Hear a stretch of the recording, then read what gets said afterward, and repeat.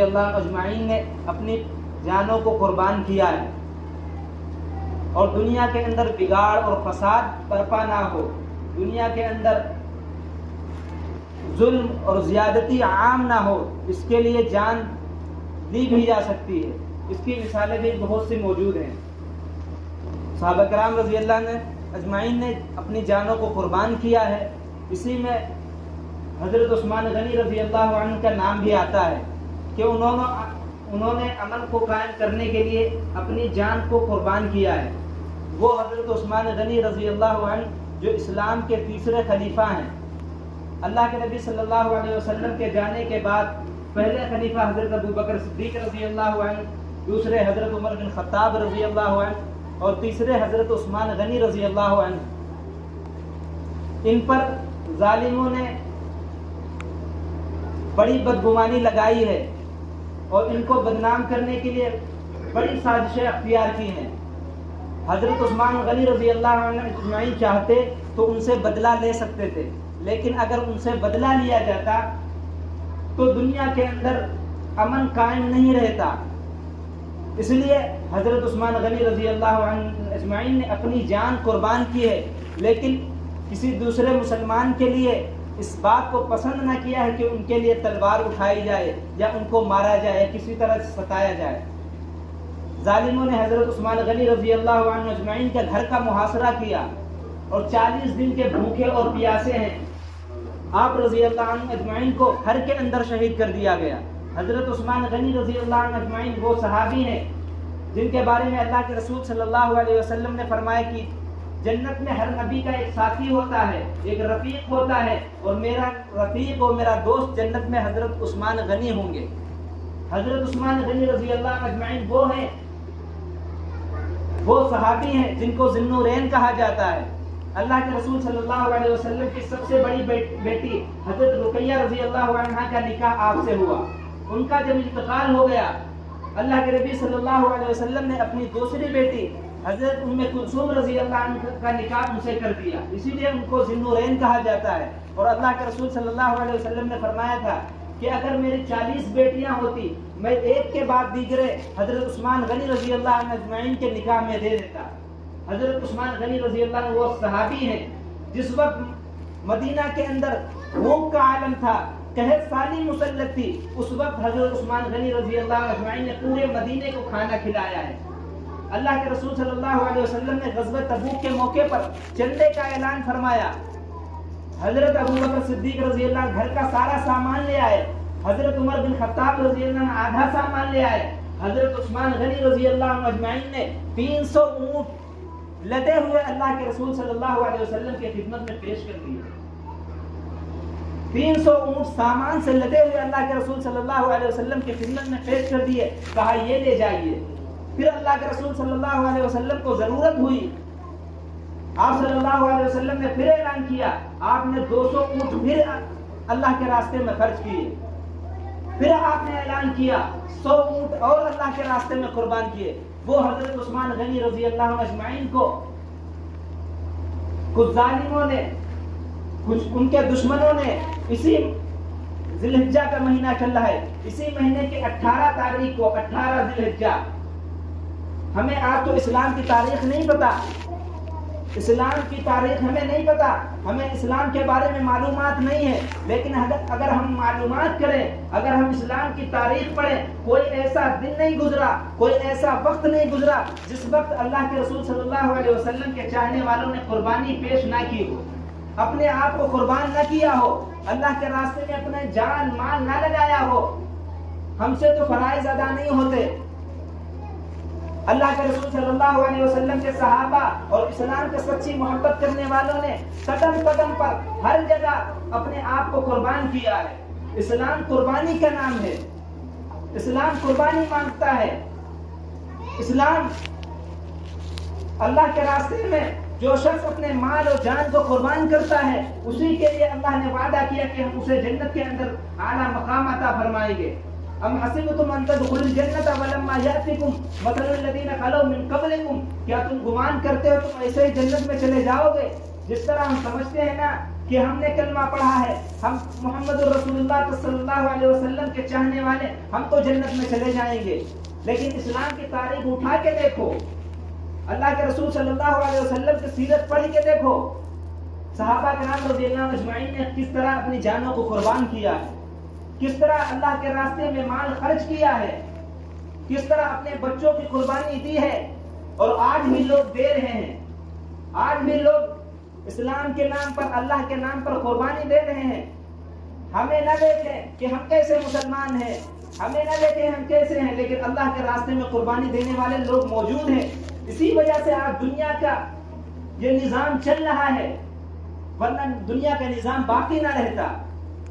لیکن سچ بتاؤ, لوگ قربانی اللہ کے راستے میں دے رہے ہیں, اپنی جان مال لگا رہے ہیں.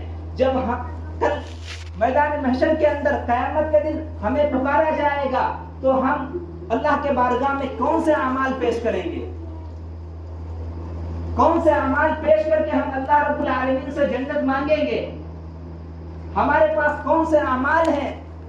صحابہ کرام رضی اللہ اجمعین تو آئیں گے, کہیں گے ہم نے اپنی جان آپ کے راستے میں قربان کی, مال بھی قربان کر دیا, اپنے بچوں کو بھی ذبح کروا دیا, ہم نے گھر بار چھوڑ دیے, بیوی بچوں کو بھول گئے تیرے دین کے لیے, تیرے اسلام کے لیے. اللہ رب العالمین ان کی یہ قربانی دیکھے گا, انہیں جنت کے اندر بھیج دے گا. اور اللہ رب العالمین نے دنیا کے اندر انہیں بشارت دے دی تھی رضی اللہ عنہ ان کی, ہم ان سے راضی ہو گئے. سچ بتاؤ وہ تو کامیاب ہو گئے, پھر ہمارا کیا ہوگا؟ دل پہ ہاتھ رکھ کے بتاؤ, ہمارے پاس ایسے کون سے اعمال ہیں جو کل قیامت کے اندر اللہ رب العالمین کے بارگاہ میں پیش کریں گے؟ صحابہ کرام رضی اللہ اجمعین کو کیا ضرورت تھی قربانی دینے کی؟ اللہ کے رسول صلی اللہ علیہ وسلم تو فرما چکے تھے ان کے بارے میں, خلفائے راشدین کے بارے میں, کہ 4 صحابہ جنتی ہیں, ابو بکر, عمر, عثمان, حضرت علی جنتی ہیں. عشرہ مبشرہ 10 صحابہ کے نام لے کر بتا دیا تھا کہ یہ سب جنتی ہیں, پھر بھی انہوں نے کتنی قربانی دی ہے. کہنا آسان ہے کہ 40 دن کے بھوکے اور پیاسے حضرت عثمان رضی اللہ اجمعین کو شہید کر دیا گیا. اگر آپ چاہتے, اللہ کے رسول صلی اللہ علیہ وسلم نے خواب میں آ کر انہیں بتایا تھا, اگر آپ لڑائی کریں گے تو آپ کی فتح ہوگی, آپ کامیاب ہوں گے, اگر لڑائی نہیں کریں گے تو ہمارے ساتھ جنت میں داخل ہوں گے اور ہمارے ساتھ آپ کا روزہ افطار کریں گے. روزے کی حالت میں ظالموں نے ان کو قربان کر دیا. اگر وہ چاہتے ہماری طرح زندگی گزارتے, وہ چاہتے اللہ کے رسول صلی اللہ علیہ وسلم کی زبان سے سن چکے تھے کہ ہم جنتی ہیں, کیا ضرورت تھی قربانی دینے کی؟ جس وقت حضرت عثمان غنی رضی اللہ عنہ کو شہید کیا تھا, اس وقت بھی وہ اللہ کے ذکر سے دور نہیں تھے, قرآن مجید پڑھ رہے تھے. فَسَيَكْفِيكَهُمُ اللَّهُ, جب اس آیت پر پہنچے لوگوں نے انہیں شہید کر دیا. آج بھی وہ قرآن مجید موجود ہے, مکے کے اندر رکھا ہوا ہے, لیکن انہیں ایک طرف صحابہ ہیں, ایک طرف ہم جیسے لوگ ہیں. انہوں نے کتنی قربانی دی ہے. ایسی حالت میں گھر کا محاصرہ کر لیا گیا, ظالم اور کافر گھر کے باہر ہیں, ڈرتے ہیں کہ کیسے ہمیں موقع ملے انہیں شہید کر دیں, لیکن وہ اللہ کے ذکر سے دور نہیں ہوئے. تب بھی وہ قرآن مجید پڑھ رہے ہیں, نماز پڑھ رہے ہیں. آج ہمارے حالات درست ہیں, اچھے ہیں, کوئی نہیں روکتا ہمیں نماز پڑھنے سے, کوئی نہیں روکتا ہمیں روزہ رکھنے سے, کوئی نہیں روکتا ہمیں ذکر اذکار کرنے سے, کوئی نہیں روکتا اللہ کے فرائض پورا کرنے سے, پھر بھی ہم نہیں کر رہے ہیں, پھر بھی ہم سے اعمال ادا نہیں ہو رہے ہیں. صحابہ کرام رضی اللہ اجمعین توپوں کے سائے میں ہیں, موت ان کے گھر کے باہر ہے, لیکن پھر بھی وہ اللہ کے ذکر اذکار سے خالی نہیں ہے. ان کا ایک لمحہ, ایک منٹ بھی خالی نہیں. ہمیں شرم آنی چاہیے. ہم کہتے ہیں کہ اللہ رب العالمین کی مدد نہیں آتی, مسلمان اتنا پریشان ہے, لیکن مسلمان اپنے حالت کو دیکھے, کون سا وہ حکم ہے جو اللہ رب العالمین کے حکم کے مطابق ادا کر رہے ہیں, رسول اکرم صلی اللہ علیہ وسلم کے حکم کے مطابق ادا کر رہے ہیں. ہم سے فرائض ادا نہیں ہوتے, تھوڑے سے حالات آتے ہیں, ہم کہنے لگتے اللہ کی مدد نہیں آتی. اللہ کی مدد کہاں سے آئے؟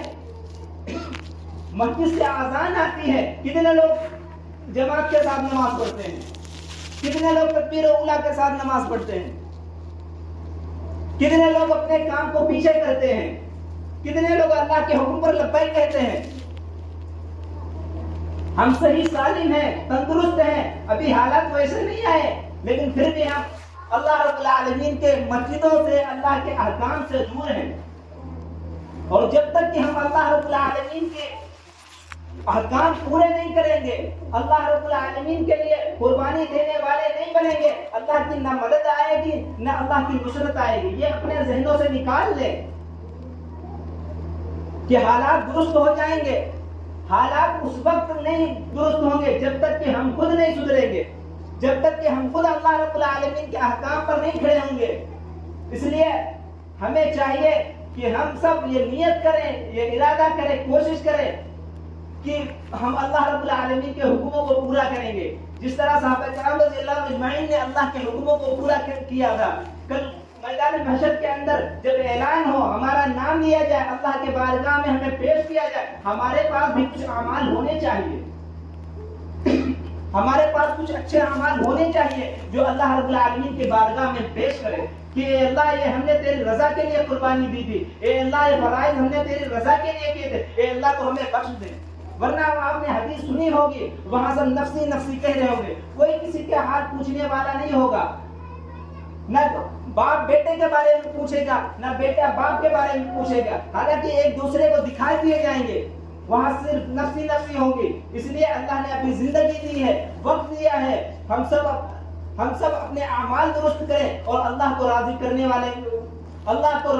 والے بنے. جب کل میدان محشر کے اندر اللہ اعلان کرائے ہمارے پاس بھی اعمال اچھے ہوں تاکہ ہم اللہ رب العالمین کے بارگاہ میں پیش کر سکیں. اللہ رب العالمین ہم سب کو اللہ